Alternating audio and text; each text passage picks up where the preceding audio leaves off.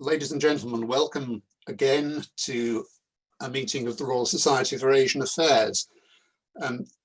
Today we are lucky enough to welcome back Owen Matthews. Some of you may have watched his talk to the Society in spring when he was talking about the impact or potential impact of COVID-19 on the relationship between Russia and China. He's back with us today to talk about a book he published last year about the Russian spy Richard Sorge. This gives him the distinction of being one of the few people ever to have spoken to the RSAA twice in 1 year. And this actually fits with his career more generally, because last year he was also the only person who ever appeared on The Economist's Books of the Year list with 2 titles in the same year. So he's doubly distinguished in this respect. Owen was the Newsweek bureau chief at various stages in Moscow and Istanbul. He reported on the Bosnian War from Belgrade, from Budapest, Sarajevo. He's reported from Ukraine, Syria, Iraq, Afghanistan, and has now settled in Oxfordshire as a more peaceful option. But he's published a string of books. His first, Stalin's Children in 2008, is based on the experience of 3 generations of his own family in Russia, and it was named as a Book of the Year by both the Sunday Times and the Sunday Telegraph on this occasion. Since then, he's published a string of other books, including 2 novels, a thriller, a book on his own journalist experiences, and some history.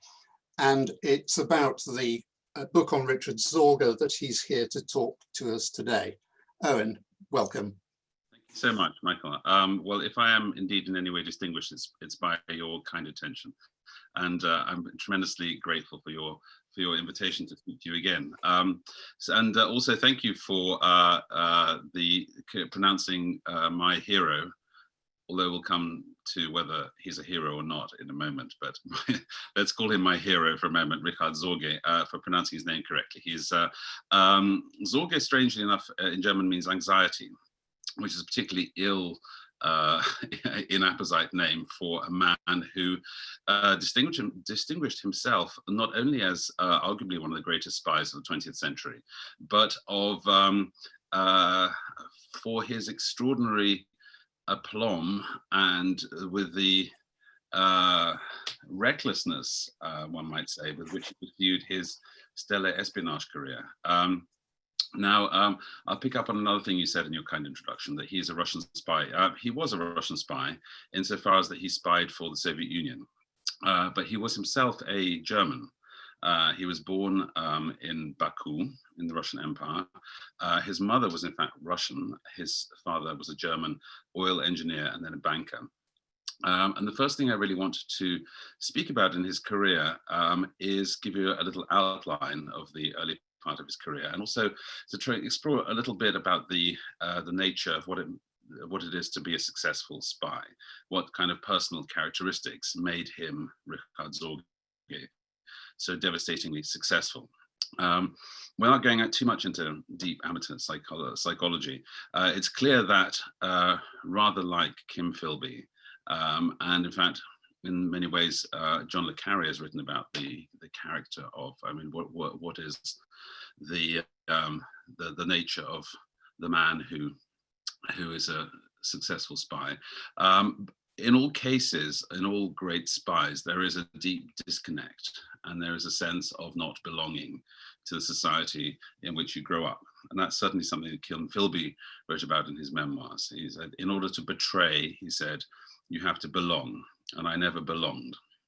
So Richard Sorge's personal trauma, his expulsion from the society which he in which he grew up, was, like many people of his generation, the First World War. The extraordinary trauma that he experienced in the trenches as a young German soldier.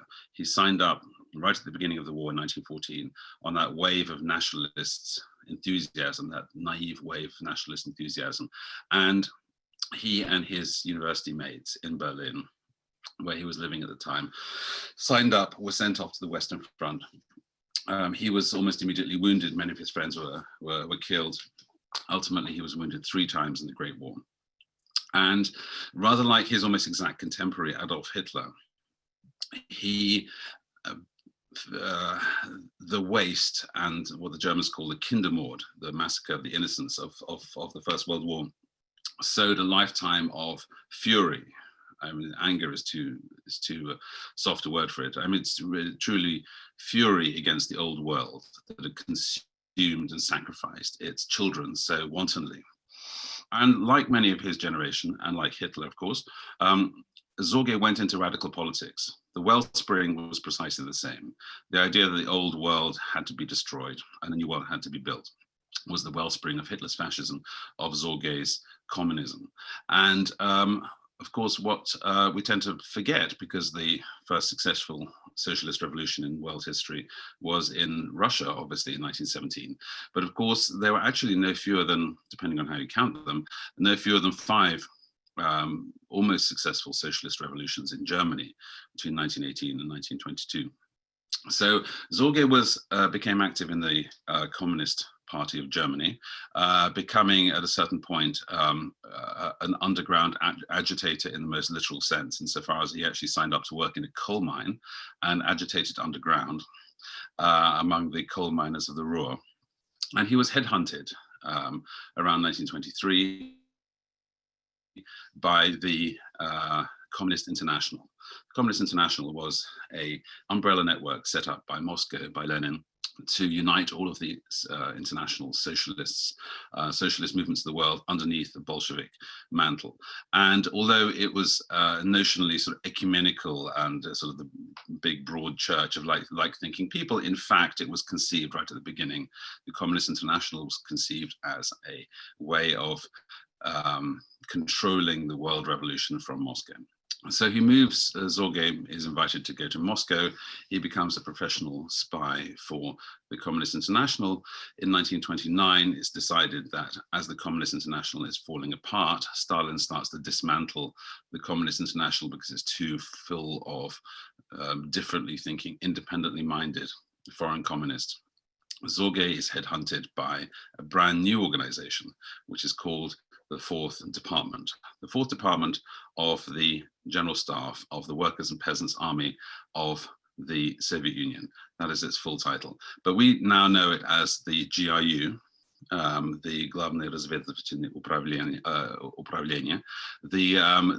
In short, he's recruited by Soviet military intelligence, which at that time is probably the most ruthless, the most professional, and arguably the first truly professional espionage network in the world, because they realized 2 things: that before the beginning of 1930s, espionage had been dominated by a series of gentlemen amateurs, or maybe not gentlemen amateurs, but certainly sort of chancers, amateurs, venal characters on the margins of society.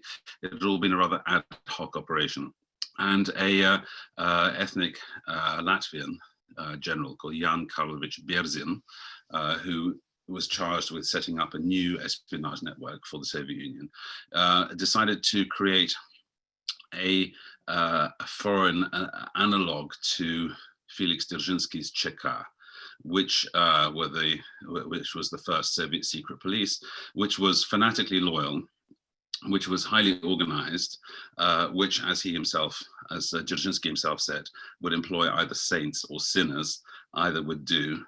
But the point was that the ruthlessness and professionalism. And crucially, on an operational level, Berzin realized that to avoid the most obvious taint of association with the Soviet Union, it was useful to recruit foreigners, literal foreigners, non-Russians. And Sorge fitted the bill perfectly.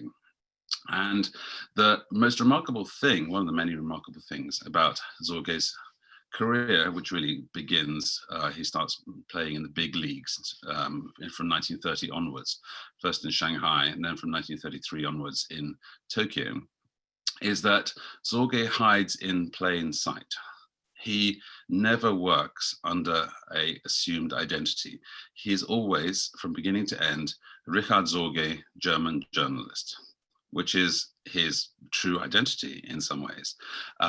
And this is one of the geniuses of Bergson's concept, is that you would have people like Sorge who would have an entirely legitimate daytime profession, which gave them access, a legitimate excuse to have access to confidential information. And ultimately, Sorge became a very distinguished foreign correspondent in his own right. He would have been a famous journalist had he not also been a famous spy, because he became the correspondent for the Frankfurter Zeitung, the most prestigious German newspaper at the time. And his professional cover was always his was a journalist, was of a journalist, but on a more personal level, his cover was also strange and unusual because he was a extreme bon vivant. His major enthusiasms were drinking and adultery, his major hobbies in life. Also getting drunk and driving high-powered motorcycles at high speed, and very often crashing them. So this sort of madcap, sort of proto-James Bond character is combined with actually a very ruthless, very efficient espionage professionalism. So in many ways, Sorge's career, the success of Sorge's career was that almost nobody could believe that somebody so wild, so outspoken, so irresponsible, so bohemian could actually be a spy. So rather in the same way that Kim Philby, in fact, used his alcoholism and his bonhomie as a perfect cover, so Sorge did the same. And the final part of his success was his extraordinary charisma. And of course, the professions of spy and seducer are extremely closely linked, and in the most literal sense in Sorge's career. And it was calculated by the Americans who subsequently investigated his espionage career as a Soviet spy in Tokyo between 1933 and 1941, that he had over 30 mistresses during that period, including, most recklessly, the wife of his major source, General Eugen Ott, who later became the German ambassador. So you have this mixture of recklessness, seducing his major source, his best source's wife, and also devastating charm that was through which he was able to inveigle himself into the confidences of various crucial people who were then able to pass him intelligence. And we'll get on to exactly the details of his intelligence career, but just to pause for a moment and think about what it was about his character and his life, his character that made him such a successful spy. I personally think that he had, without getting too deeply into amateur psychology, I think that Richard Sorge had a profound compulsion to deceive. I think there was something in his nature that required adulation. He was exceptionally vain. He was a sort of born teacher. I think he liked to see himself as a didactic figure. He lectured as he wrote later in his career that had he not been a spy, he would have been an academic. He lectured at Kiel University at Frankfurt. He lectured halls full of students. He always wanted to be the man telling everybody how things were. And I think he also had this thrill of secret knowledge, which I think to normal people is led him to almost inconceivable places in his personal life. Because when you think about it, from 1933 until the date of his arrest in 1941, there was literally no other human being in the world with whom Richard Sorge was able to tell the entire truth about himself. And that includes the members of the spy ring which he himself recruited and set up. He lied to everybody. He lied to his Soviet wife. He lied to his Japanese mistress. He lied to his boss, the German ambassador.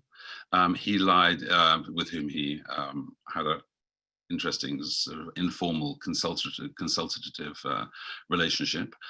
He lied to his own bosses in Moscow in many ways, because towards the end of his career, I think he was profoundly disillusioned and scared by Stalinism, which we'll get onto in a moment. But the point is that he was profoundly lonely and also profoundly trapped by the life of danger that he led. So I write in my book that he was a great spy, but a rather bad man. And he was a bad man in the sense that he was a serial seducer, he was a drinker, he was a liar, professionally, obviously. But I think we need to qualify that assessment of Richard Sorge as a bad man, because I think putting the kindest possible cast on his career as a lifelong servant of the Soviet Union, as a lifelong committed communist, he, I think, saw himself as a soldier of the revolution. And when, sorry, it's a bit of a plot spoiler here, but when he finally gets hanged in 1944, he goes to his death with the words, "Long live the Red Army, long live the International Communist Party, long live the Japanese Communist Party." So he in some ways, he lived, or rather, the way in which he conceived of himself was as a soldier of the revolution, although his particular battlefield was the dance halls and the brothels and the embassy offices of Tokyo, rather than the trenches and the front line in which he had actually physically fought in World War I. But so to continue the story, he moves, he spends 2 years very successfully in Shanghai, and then he moves in 1933 to Tokyo. He is sent as a professional spy. He's an espionage officer. He's not an agent. He's actually an officer of the Red Army who is dispatched by Red Army intelligence to crack one of the most difficult espionage targets in the world at the time, and that is the extremely paranoid, secretive world of Japanese politics and military build-up. And Japan in the 1930s is obviously it becomes an increasingly important concern to the Soviet Union, because they share obviously a 1,500 kilometer. They start to share thanks to Japan's conquests in Manchuria and China. By the middle 1930s, Imperial Japan and the Soviet Union share a 1,500 kilometer long border. So how does Sorge go about cracking this extremely difficult problem? The answer is obliquely. Firstly, I've already mentioned a man called Eugen Ott. Eugen Ott is a German military officer who is befriended by Richard Sorge, who is gathered through mutual acquaintances, letters of an introduction. He becomes Eugen Ott's personal friend and Helma Ott's lover. And that relationship becomes very important, because as the years go on, Ott rises up through the system and ultimately becomes German ambassador. And of course, in the context of World War II, that's an extremely important place to be, in the German embassy in Tokyo. So all those two Axis allies, Imperial Japan and Nazi Germany, are sharing information directly through the embassy. So Sorge, who's in many ways effectively the German ambassador to Tokyo's confidential secretary and personal friend and confidant and advisor, although he's not a diplomat, he remains a journalist throughout, is an extremely important place to be. The other thing that Sorge did to get Japanese information was he set up effectively two separate spy rings run by Japanese sub-agents. Both of them, Hotsumi Ozaki was a Californian-born Japanese who had been, who had been Sorge's acquaintance in Shanghai, and was recruited by Sorge as a sympathizer of the Communist International. And Ozaki, firstly as a journalist of the Asahi Shimbun, and then he follows a career path, which is fairly classic, I think, to many journalists. He goes from reporter to analyst in the head office to think tanker to government advisor. And that's happened in the current cabinet, as we know, to several people. And by the end of the 1930s, Hotsumi Ozaki is actually literally sitting on a daily basis, having meetings with the so-called breakfast society, having breakfast meetings with the inner circle of the Japanese government. Ozaki becomes an advisor to the Japanese Prime Minister. And there's other sub-agents. Miyagi is, it was Miyagi, that's the California-born Japanese, who sets up a sort of grassroots level agency, sets a network of agents to get a picture of various nuts and bolts, grassroots bits of information. For example, are soldiers being issued with greatcoats or with tropical shorts? Which aircraft factories are being converted to produce, from producing pianos to producing motorcycles, and so on and so forth. So at the height of Sorge's espionage career, he is at the center of a system where he is gathering information, he's receiving information from his star agent, Hotsumi Ozaki, the idealistic communist Japanese, who is feeding him information from the inner circles of the Japanese government. Sorge is feeding that information to his friend, Eugen Ott, whom he consults on all matters Japanese. He's an exceptionally well-informed journalist. The Japanese ambassador has breakfast with him every day. They talk about Japanese politics. Ott, in return, shows Sorge all of the confidential telegrams that are coming in from Berlin. So throughout this, the entirety of Sorge's espionage period, he's boosting Ott's career with his insider Japanese knowledge. Ott is passing on information from the inner workings of the Third Reich, which Sorge passes on to Ozaki. So what we see is like a triangular circle of information, with Sorge at its apex, and with only one member who's really a dupe, and that's Eugen Ott. But both those agents, Eugen Ott, the German ambassador, and Hotsumi Ozaki, the government advisor, are boosting each other's careers through their own information. And right at the top, Sorge is passing all of this up to his masters in Moscow. And that's the brilliance of the scheme operationally that Sorge sets up. He is able to get the latest information from the inner circles of the Japanese government, the inner circles of Nazi power. And his direct boss in Moscow, Sorge's direct boss in Moscow, the head of Soviet military intelligence, is speaking on a daily basis to Joseph Stalin. So Sorge finds himself at 1 degree of separation from Hitler via the German ambassador, from Stalin via his boss in Moscow, from the Japanese prime minister via his agent, Ozaki.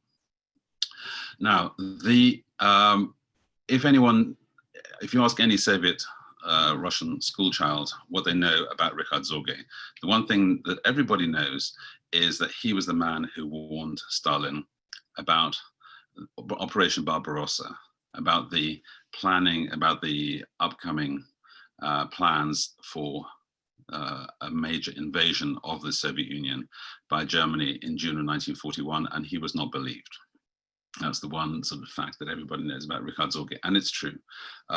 There's one thing to add to that piece of information, and that is that Sorge was in fact one of 19 spies around the world who warned the Soviet intelligence apparatus of the plans for Barbarossa. And that brings me to one of the most tragic and one of the most, I think, one of the most ironic aspects of Sorge's career, because although Sorge was himself a professional betrayer, he himself was, in a very significant sense, betrayed by his own masters in Moscow. Betrayed because they didn't believe him. Why didn't they believe him? Because of a terrifying nexus of paranoia that had overtaken the Soviet military intelligence, the internal security establishment from the time of the first purges in 1936 onwards. And the origins of this terrific failure, of this blindness to the facts as they came in the spring and early summer of 1941, the fact that Stalin and all of his intelligence apparatus completely refused to credit the information they were getting from Sorge and from other agents, has to be traced back to that period, to the 1930s, specifically 1937, 1938, the height of the Great Purges. And essentially, at a certain, the paranoia and the bloodshed within the intelligence services and within security services themselves ran so deep that all of the Soviet Union's top spies, their officers all around the world, were recalled to Moscow at the beginning of 1938. The entire network, everyone. The only people who avoided being shot or imprisoned were those who didn't respond, who knew that they were going to their deaths, so refused to heed that call and just basically either defected to the West or tried to run. Many of those, by the way, were actually hunted down and murdered by KGB death squads even after the war. Those who did return, including absolutely legendary Soviet spies such as Theodore Mali, who played a crucial role in the recruitment of the Cambridge Five and so on. Those who did actually go back were all tried, imprisoned, or and shot or shot. Sorge finds himself in a category of one. Sorge has the devil's own luck. Sorge agrees to go back, but says that he can't go back at that moment. And he gives a very good reason for that. He can't go back at the beginning of 1938 because one of his top agents is currently on a fact-finding trip in Manchuria. He has some other errands to run. He has to take a diplomatic bag for Eugen Ott. In other words, he's not ready to go at that moment, but he doesn't refuse to go. When he later that year says, "I'm ready to go," by that moment, his boss, who has recalled him and has been in charge of murdering the flower of Soviet espionage apparatus around the world, has himself been arrested and shot. And in fact, almost unbelievably, between 1938 and 1941, there were 6 successive heads of Soviet military intelligence. Every single one, except the last one, were arrested and executed. 6, including one who managed to be director of the 4th Department for a mere 10 days in August of 1939. So Sorge finds himself in a very strange position. He's survived. He's the only one of his colleagues who remains in the field, with a very few exceptions. There are a few colleagues who had been in Moscow during that period who go to Berlin, including one extremely capable agent who picks up the shattered network in Germany that was almost destroyed by the purges. And from that network in Germany, he creates so-called Rote Kapelle, the Red Choir, the other 18 of the 19 agents who warn Stalin in 1941 that Operation Barbarossa is coming, that Hitler is planning to invade the Soviet Union. One of those agents, Richard Sorge, one of those officers, Richard Sorge, is in Japan, and he's providing ample evidence from the military attaches, from the cables, from his conversations with personal friends, going back and forth through Moscow to going back and forth to Berlin, that plans for a major invasion are afoot. But the other 18 agents who warn him are members of the Nazi party in the Luftwaffe, in the foreign ministry, and so on. That's the Rote Kapelle. That's the other intelligence network that successfully manages to feed a lot of the same kind of detailed information. So what you find is a tragic situation. You have an extremely effective spy with brilliant sources who basically from 1938 onwards isn't really believed. And one of the things that isn't really believed by his own spy masters. And one of the things that I've been able to explore in some detail in my book, and I think where I've been able to add some knowledge to Western scholarship, is that I was able to access the files, which interestingly, because Sorge worked for military intelligence and not for the KGB, the files of the Tokyo Residentura and all of his correspondence between Moscow Center and its spies in Tokyo is actually accessible in the archives in Podolsk. And obviously, we don't know what's not in the files, but there's an enormous amount of information, sort of first-hand information, the actual transcripts of all of their correspondence with Sorge. And it's very clear that from 1938 onwards, from the annotations on this information and where it's going and how it's treated by Stalin himself, that actually there's such profound institutional mistrust that all the information that Sorge is providing is treated highly skeptically and possibly coming from the enemy. But at the same time, paradoxically, the culmination of Sorge's spy career comes after his famous disaster, after he's ignored by Stalin, because what Sorge is really able to contribute to the war effort comes in the summer, while Operation Barbarossa is tearing through the steppes of Ukraine, and the German tanks are cutting a swathe through Western Russia, arriving in Smolensk within 10 days of crossing the border, and so on. And the question at that point, once Sorge's bona fides have been proved, yes, it's true, Sorge was right. Hitler really was planning to invade. So the question becomes, will Japan invade? And that's the major issue that dominates the last few months of Sorge's operational career. And it's where he scores his greatest operational success.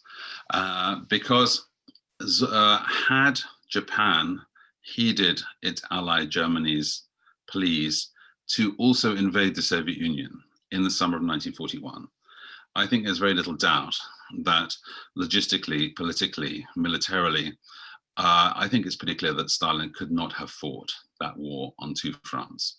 I mean, Stalin was only able barely to survive a war on one front. Had Japan mobilized and invaded the Soviet Union in the summer of 1941, then the Soviet Union would have been kaput. It did not. As we know, Japan did not invade.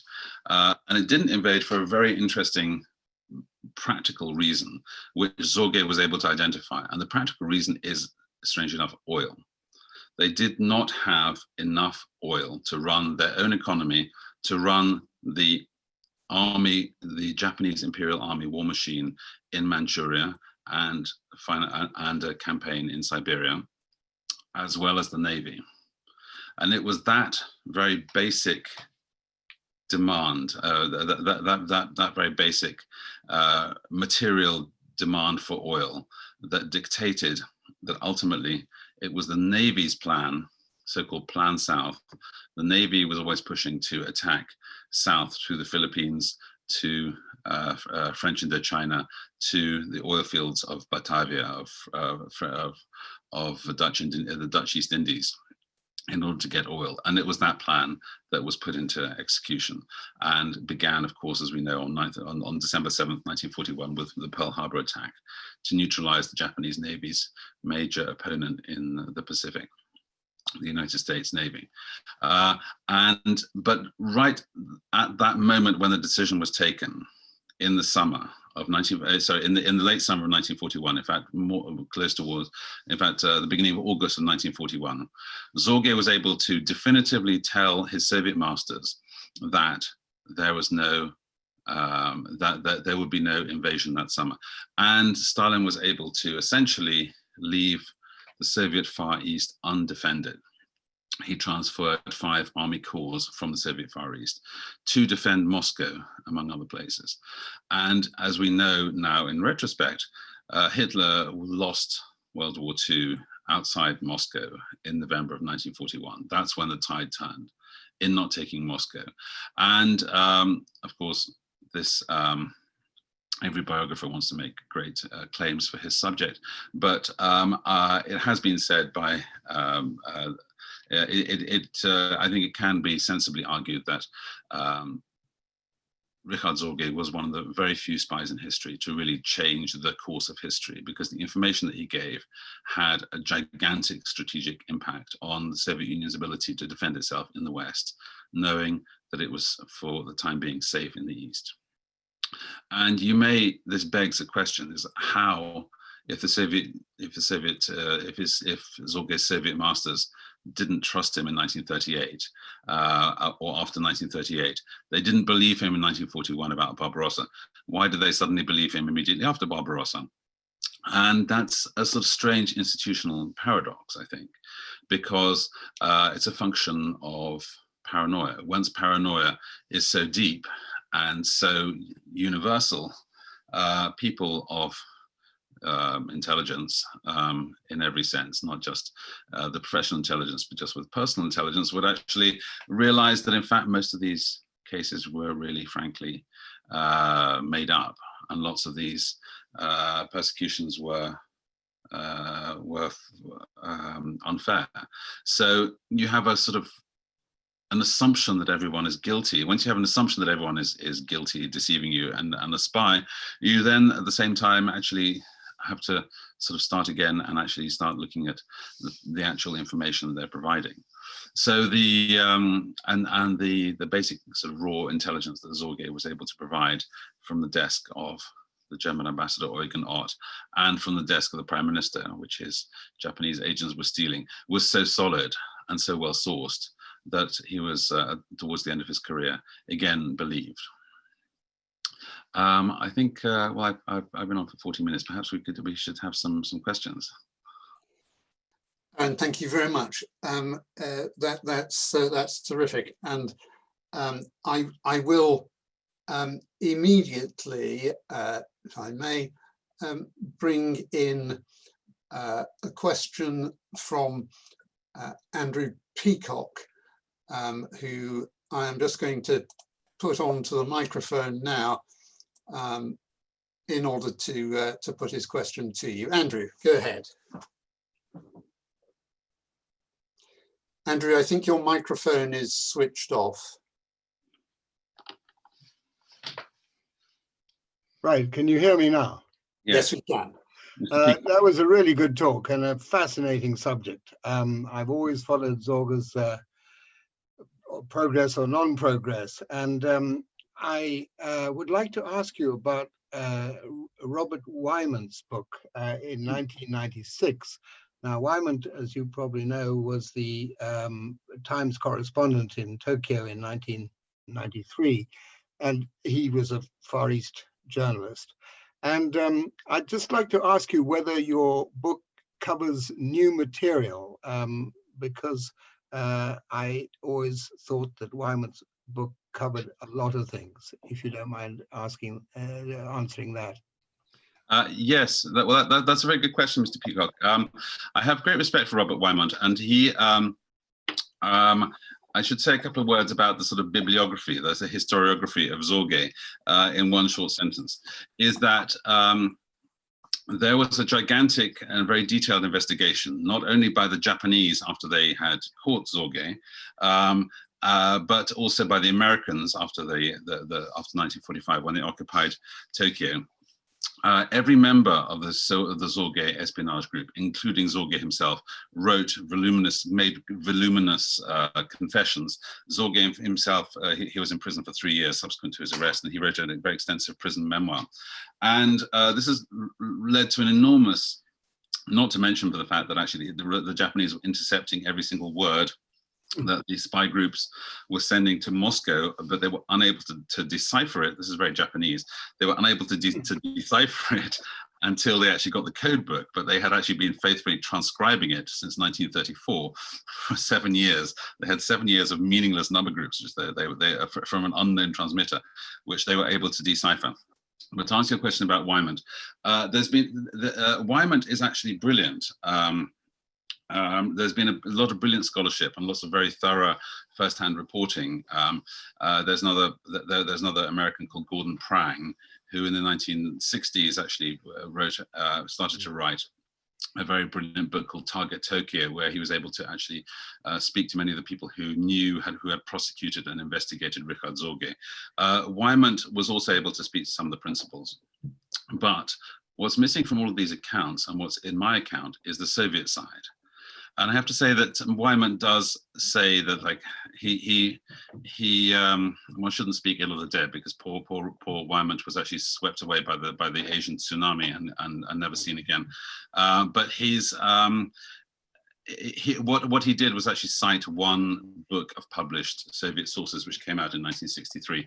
He didn't actually go to Moscow, and that's one of the exhilarating things as a historian when you go to the archives in Moscow and you open the file, and on the first page of all these files is everyone who's ever taken it out, from the beginning, from the moment that the file was compiled, in this case in the early 60s, and there's not a single Western name on any of the files I looked at. No Western historian had ever looked at any of them.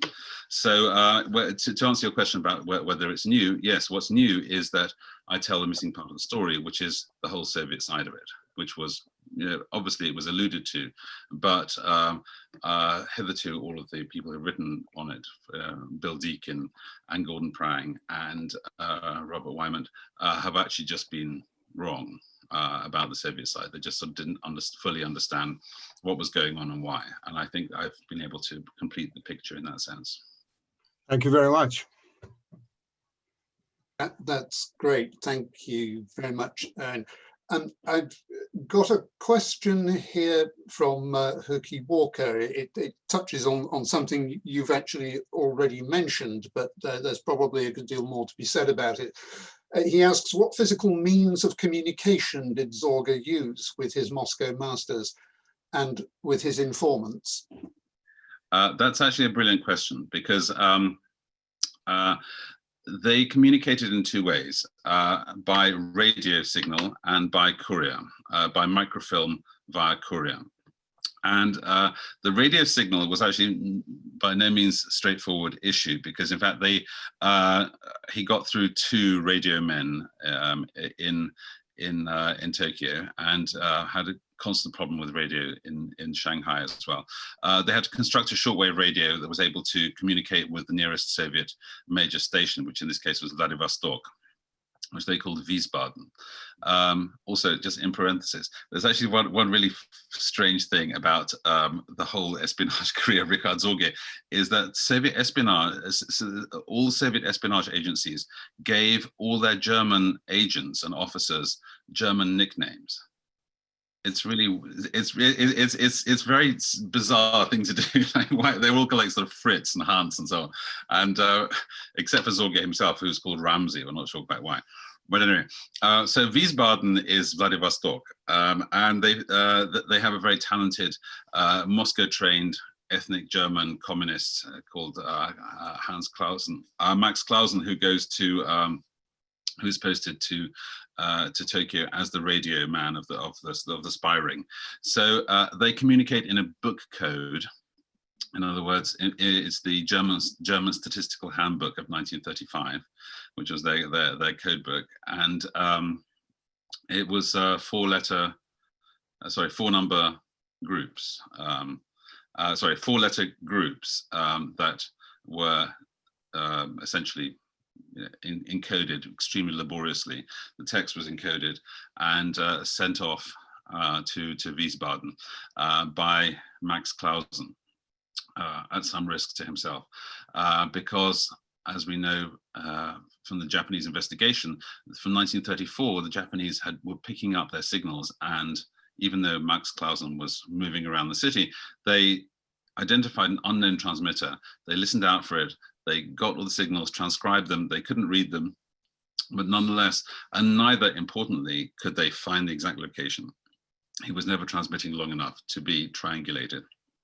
So radio, and also they were able to send documents, including personal documents, such as letters from Sorge to his wife, on microfilm via Shanghai, where they would send couriers to Shanghai, to Hong Kong. They'd send members of the espionage team to make contact with couriers, Soviet couriers in those other places. And as for contacts within the group themselves, it was face-to-face contacts in restaurants. Basically, they very rarely called each other. They just set up rendezvous and they just met each other face to face. Very interesting, thank you. I wondered, you mentioned obviously that the Japanese were intercepting these communications even though they were unable to read them. Presumably once they eventually got the code book, they set busily about translating everything that they had, which must have made a pretty compelling case against Sorge and others. But did the Soviet Union possess any signals intelligence capability against Japan? Yes, well, that's a very interesting story. Yes, because as early as 1939, there was already actually some significant penetration of the Japanese military signals, because famously the Japanese did not have the Enigma machine. The Germans did not trust the Japanese sufficiently to share Enigma with them. It was too closely kept a secret. So the Soviets didn't actually need to have anything like Bletchley Park type effort. It was much more conventional, sort of normal for the time, conventional code breaking effort. So in fact, actually, the Japanese, the Soviets only really fought one major engagement.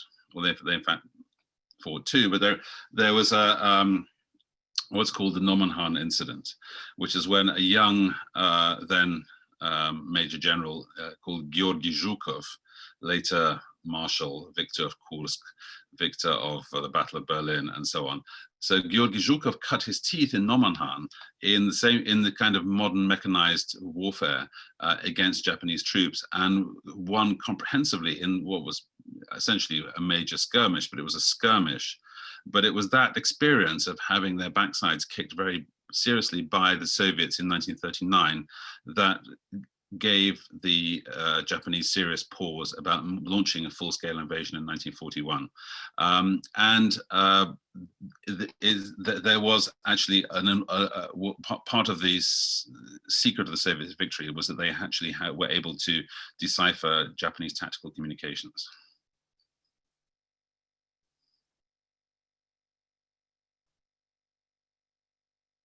Sorry, my microphone was off for a second there. Who's muted now, Michael? You should be able to hear me now. Yes.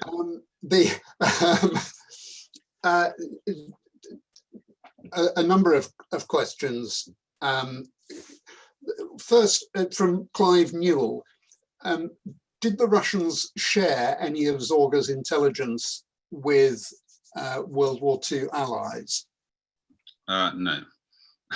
Right. There's a very simple reason for that. Is that they didn't really have time, because they weren't allies until I mean the Soviet Union was allied with Hitler until June 22nd, 1941, and Sorge was arrested in October. So in fact, there was very little intelligence sharing at the beginning of the war, but I believe that your yeah. I believe it's an allusion to actually a very important controversy about Sorge, because one of the major issues and questions that the Germans had, that the Americans had about the Sorge spy case was, did Sorge know about Pearl Harbor? Mm. Did Stalin know about Pearl Harbor and not tell the Americans? And in fact, I think, and it was a very major. I mean, had that been the case, I mean, had Sorge found out about Pearl Harbor and had Stalin remained stum about that, then that would have been sort of, something pretty close to casus belli, immediately after the war. I mean, in the first years of the Cold War, that was a question. There was actually McCarthy's, Senator Joe McCarthy's anti-American activities committee looked into this specific question. But the short answer is, actually, Pearl Harbor operation was so secret that actually Hotsumi Ozaki, the government advisor, didn't know about it. It's pretty clear from the debate that a large swathe, even of the senior Japanese military establishment, particularly the army, did not know about it. And it was prepared in extreme secrecy and with very and also actually given the level of paranoia within the rivalry between the army and the navy, made for an extremely strange tactical situation whereby sections and factions within both of those institutions, both the Japanese Imperial Navy and the Japanese Imperial Army, were essentially operating in very small, tightly knit, secretive groups to perform acts which later became of enormous strategic significance. You see that right at the beginning of the Manchurian incident was actually prepared. The incident that launched the entire Japanese invasion of China was actually prepared by a very tiny group within the Kwangtung army inside Manchuria, and was essentially a sort of Pearl Harbor was actually that same kind of thing, but on a somewhat larger scale. It was prepared in enormous secrecy by a very small selected group of people within the Japanese Imperial Navy. The short answer is Sorge did not know about it, and there's no hint that he ever that he told the Soviets, his masters in Moscow, anything of the sort. And furthermore, there's no hint that Stalin ever concealed that information from the Americans, if that's what you're asking. Yeah, I think that was the gist of it. And there's since been a follow-up question on a closely related point from Victoria Schofield, if I just pick up on that. Were the Soviets concerned, asks Victoria, about revealing the effectiveness of their own spy network? Churchill, in some instances, for example, was clearly concerned not to do things that would reveal that the UK had broken the Enigma codes. Did that kind of consideration come into play with the Soviet Union at this stage? Well, it's well, that's a good question, because ironically, the kind of the system that had been set up by Jan Berzin when he first created the first institutions of Soviet military intelligence, and when he created Sorge, he created an organization. What remained uncreated and unsystematized, and you see this in the archives, was any kind of way to execute or act on the information except to tell the boss. So basically, when you look and you can see like these reports, first they go up to the head of Soviet military intelligence, who's a man called Philip Golikov at this point. And General Golikov then personally, his own self, decides what to believe and what not to believe. And that actually becomes a terribly important problem, because everything that's reaching Stalin and reaching the general staff and reaching everyone else is literally going through the filter of one single man. And this single man, because as I mentioned, he's the sixth head of a man in his job in 5 years, and he's rather keen not to follow his predecessors into the execution pits. So he just really tells the boss Stalin what he wants to hear. So to answer the question, there's not really any Venona was actually deeply integrated into the naval intelligence and into the into communications with submarines and convoys and so on, because it was operational intelligence. That situation never really arises with Sorge, because it's really more about strategic intelligence. So it's not something that actually is sort of actionable in the same way that Venona, that the Enigma intercepts were actionable. And also, furthermore, it didn't really particularly, I mean, in Sorge's case, he was able to confirm that the Japanese, the Germans are very much attempting to discourage the Japanese from attacking Singapore and encourage them to attack Vladivostok, for instance. But none of that really is terribly relevant during that window between June of 1941, when Barbarossa happens, and Sorge's arrest in October, because Japan only really enters the war later that year, after Sorge's arrest. Thank you. I've sort of question, it's moving into a slightly different realm, but a question from Peter Frankopan. Brilliant talk, says Peter. What should the Soviets have done what could they or should they have done if Sorge's reports had been taken seriously? And would it have mattered if they had done? That's an absolutely brilliant question. Well, actually, one of the most fascinating things, and how flattering to get a question from such a distinguished historian and colleague. There's one of the fascinating things about this whole story is a series of might have beens, because at the beginning of the war, it's by no means clear who is going to be on whose side, and particularly, basic questions like which side, on whose side is the Soviet Union going to be in World War II? That question is not at all clear in the beginning of 1941. There's quite a close, cynical, defensive. It's a whole different debate, but certainly a military alliance and a political and an economic alliance between Stalin and Hitler that basically fuels the German war machine in the first year of the war via the Soviet Union.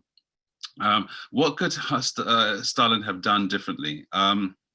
Stalin, interestingly, Stalin's armed forces outnumbered Hitler's very considerably at the beginning of the war. And one of the things that's really surprising is that Stalin, as we now know from Russian historians, Stalin's general staff had prepared several versions of a military operation, a contingency plan to invade Germany. Stalin's generals had a plan to invade Germany. A lot has been made of that, and it's been very controversial. It's just, in fact, a contingency plan. That's what general staffs do. But they certainly had a plan, and it was updated to invade across the line of control that ran through Poland at that point, to potentially overrun Hitler when he was heavily engaged in France. That was certainly a military option. From a technical point of view, obviously the Wehrmacht was massively superior in terms of aircraft and tanks. But in terms of numbers, the Soviet Union outnumbered them. The whole gist of Stalin's thinking, or what we know of Stalin's thinking as recounted after the fact, was not to provoke Hitler, not to give Hitler an excuse to invade, in order to buy time to build up the Soviet armed forces. And that actually really makes a lot of sense. I don't think that's entirely disingenuous. I think Molotov says in his own memoirs that we knew that there was going to be war with Hitler. We knew it from the beginning. The whole pact, the division of Eastern Europe, it was all about buying time. All of our agreements to send material and soybeans and rubber and so on to Hitler, that was all just to buy time while we ourselves rearmed. So the Soviet Union was rearming extremely quickly during that period. What could Stalin really have done differently? He could have arranged for a more serious defense. And it's very clear that certainly in the first weeks of the war, the Red Army was in no way prepared to resist the invasion. In fact, my own great uncle, my mother is Russian, her uncle was shot down in his Polikarpov fighter over the fields of Belarus on the very first day of the war by the massive air onslaught, and the Wehrmacht and the Luftwaffe was able to destroy large swathes of the Soviet Air Force when it was still on the ground. So certainly on a tactical level, I think there's an enormous amount that Stalin could have done had he seriously believed that war was inevitable. His explanation, again, after the fact, or Molotov's iteration of Stalin's logic after the fact, was that they didn't want to build up their defensive forces on the border in case Hitler believed that it was an offensive against Germany. That's the official story. But it's clear that Stalin could certainly have significantly delayed the German invasion had he believed Sorge and his other agents and been better prepared. Thank you. We're almost out of time, but I've got a couple more questions that I would like to fit in. I'm not going to take any more beyond that, I'm afraid. Apologies to anyone who might have been waiting for the perfect moment. But two questions from two people which overlap, really, from John Romano and from Andrew McKee. I mean, in essence, how did Sorge come to get caught? Was he careless? Was he betrayed by the Soviet Union? Had the Japanese made any attempts to turn him? That's an extremely good question. What's most remarkable about Sorge's career is the things that he didn't get caught for, rather than what he did get caught for. So let me count the ways. He didn't get caught when he drunkenly crashed his motorcycle into a brick wall and was taken to hospital with his pockets full of transcripted secret documents which he'd stolen from the German embassy, written en clair in his pocket. He didn't get caught for that. He didn't get caught when he, on the evening of Operation Barbarossa, he was so outraged that he got so horrifically drunk that he stood on a table in the bar of the Imperial Hotel in Tokyo and shouted to an audience of celebrating Nazis and Gestapo officers, Hitler is a bandit. Stalin will show you all. This will be the end of him. Stalin will show you all.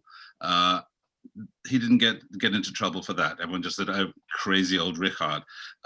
There's this endless litany of extraordinarily dangerous, reckless things that happened to him, and he He didn't get caught when a senior NKVD, when the NKVD, the predecessor of the KGB, when the command of the NKVD in the Soviet Far East defected to the Japanese, but amazingly didn't know about the existence of Richard Sorge. Again, like an amazingly lucky escape, because Sorge worked for the military, this guy worked for the NKVD. Anyway, what he did get caught for was an extraordinarily minor thing, because what had happened was his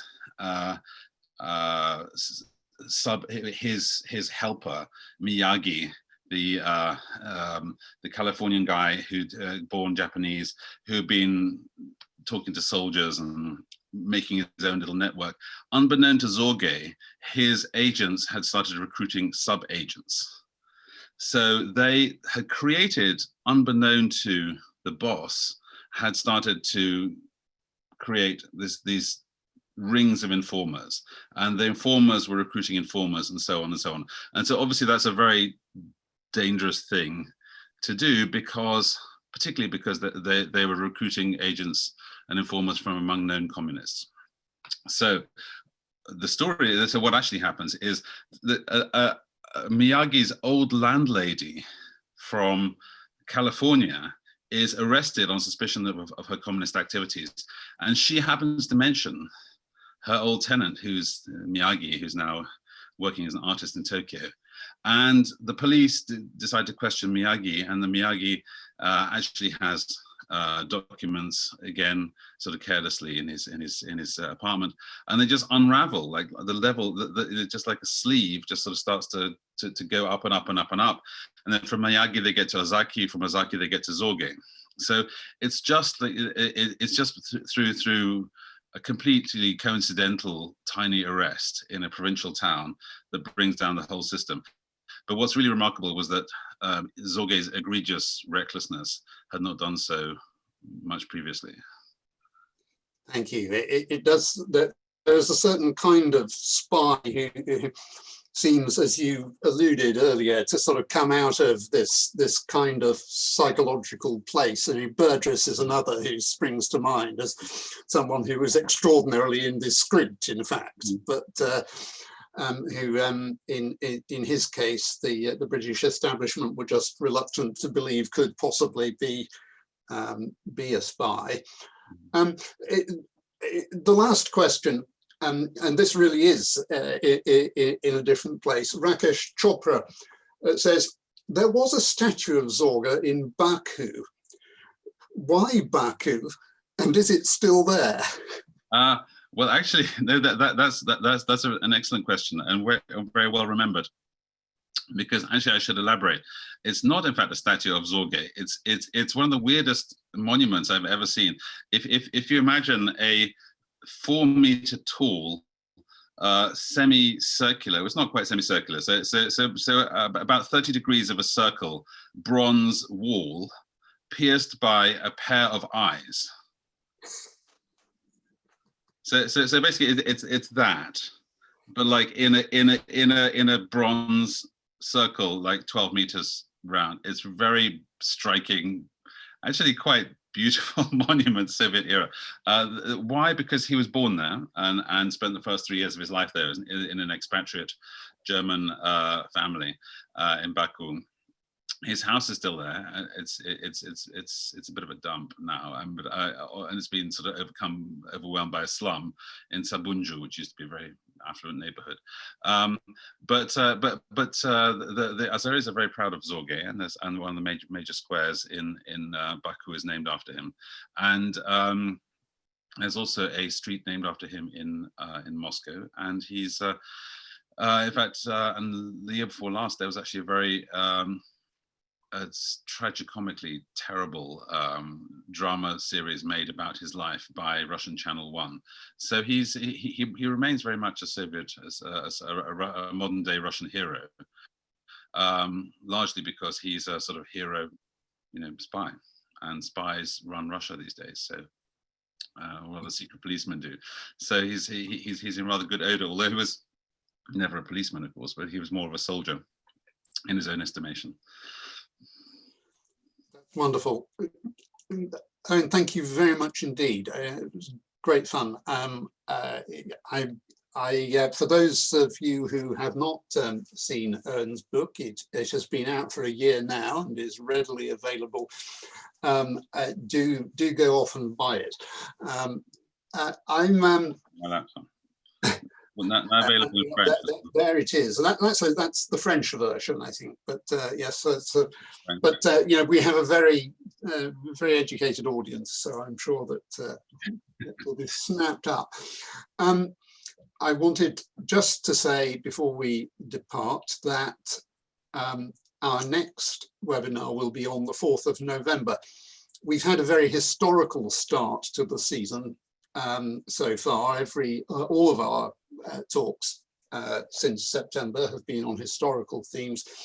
The 4th of November, it may not have escaped you, is the day after the US presidential elections, and we will be devoting the webinar that day to seeing whether we are able to say anything worth saying about the likely impact of the outcome of the election on the United States policy towards Asia. That may, of course, depend on whether we actually know what the outcome of the election is. And at the moment, it looks as though we may not. But 4th of November is when we're going to talk about it regardless. So I hope we'll see all of the audience again in 2 weeks' time. And for now, Owen, from me, from the audience, thank you very much indeed for a wonderful talk. My great pleasure and honor. Thank you so much. Thank you.